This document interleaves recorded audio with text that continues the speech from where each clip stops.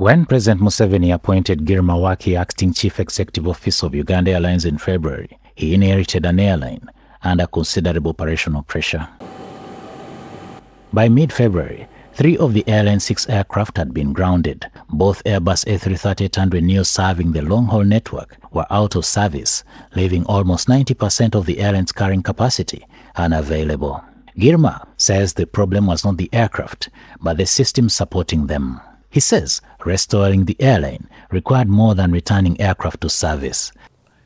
The A330 is a very good airplane, but the problem is there is no supporting infrastructure for that type of airplane.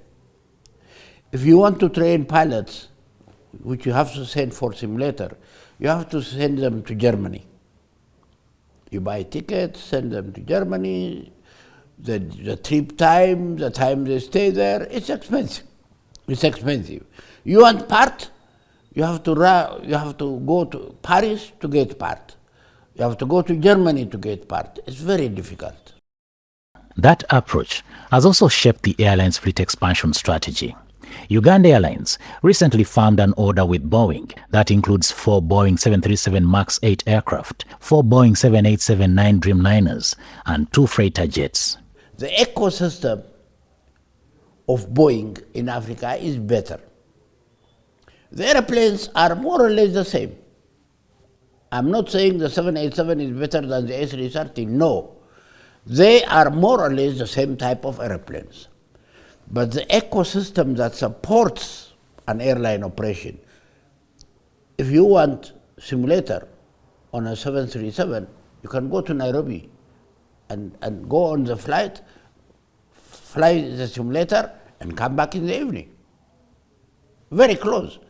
If you want part, you can ask ET or Kenya Airways or South African and get the part. You don't have to wait to ground an airplane and wait for part to come from somewhere else. The Boeing agreement also includes training pilots and aircraft engineers as the airline prepares the next generation of aviation professionals. With this agreement with Boeing, we have created a system whereby we strengthen the Soretti training. We are now sending university graduates, fresh university graduates to Soretti, engineers to learn aircraft maintenance, engineers. We will send pilots direct from school. People will come with fresh mind, but you get fresh students with clear thinking and send them through a school and mold them to the airline. And it will do. That is what we did in Ethiopian Airlines, and that is what's helping us. We'll do the same thing here.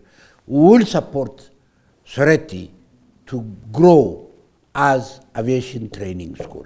And Boeing is committed to support that.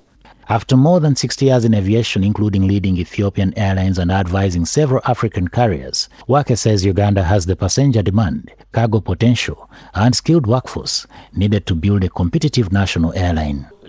The potential is big, but you have to prepare it in such a way that everything works together.